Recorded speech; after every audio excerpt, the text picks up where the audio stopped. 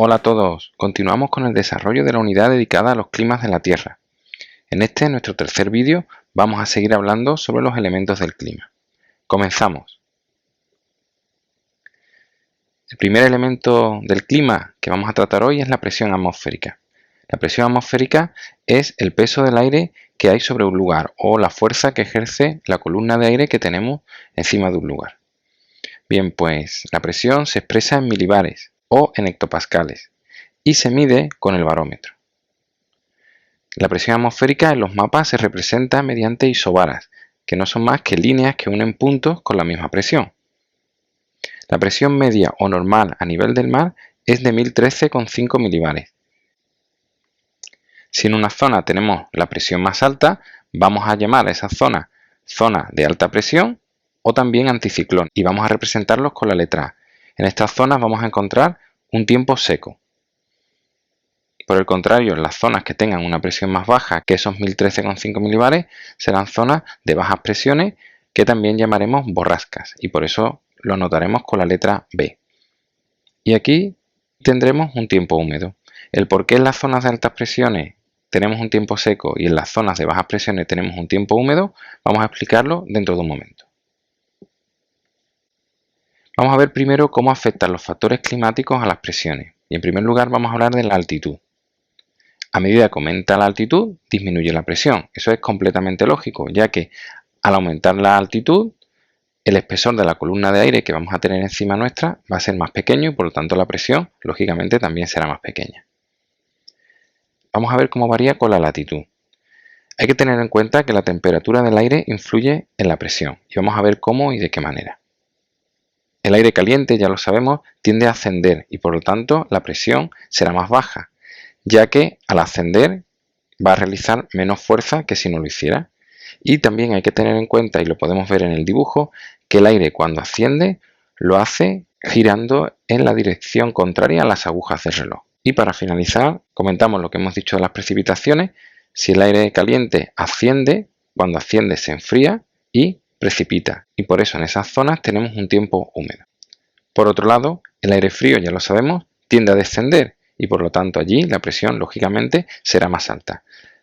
El aire frío al descender gira en la dirección contraria a cuando asciende, es decir, aquí lo hace en la dirección de las agujas del reloj. Y como hemos dicho antes, en estas zonas vamos a tener un clima seco. ¿Por qué? Pues porque el aire frío al descender se recalienta y produce un tiempo seco.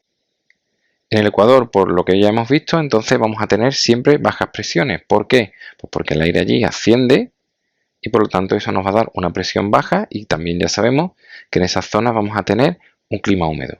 Por el contrario, en los polos siempre hay altas presiones y tendremos también, por tanto, un tiempo seco. En las zonas templadas tendremos una alternancia entre zonas de altas presiones y zonas de bajas presiones. Vamos a hablar ahora del viento. El viento es el aire en movimiento, es decir, el movimiento de grandes masas de aire. Su velocidad se expresa en kilómetros hora o en metros por segundo y su velocidad se mide con el anemómetro. Respecto a la dirección, se determina con la veleta y se toma como base el punto cardinal de donde venga el viento. Es decir, si decimos que es un viento del norte, quiere decir que viene del norte, o si viene del este, es que viene del este. En los mapas, el viento se representa mediante flechas. Vamos a ver cómo se produce el viento. El viento siempre sopla desde zonas de altas presiones a zonas de bajas presiones. Eso es completamente lógico por lo que acabamos de ver. Las zonas de altas presiones el aire desciende y en las zonas de bajas presiones el aire asciende. Es decir, el aire desciende en las zonas de altas presiones y es succionado en las zonas de bajas presiones.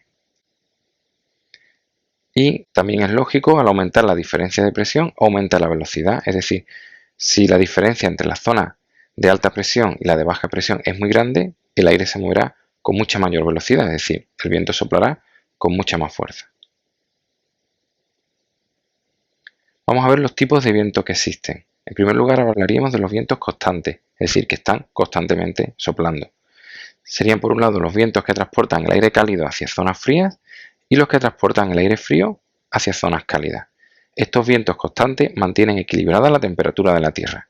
También tendremos vientos estacionales, que soplan en una época del año.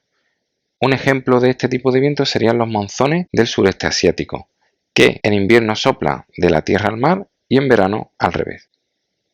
Finalmente hablaríamos de los vientos diarios y como ejemplo pondríamos la brisa marina, que sopla del mar a la tierra durante el día y de la tierra al mar durante la noche.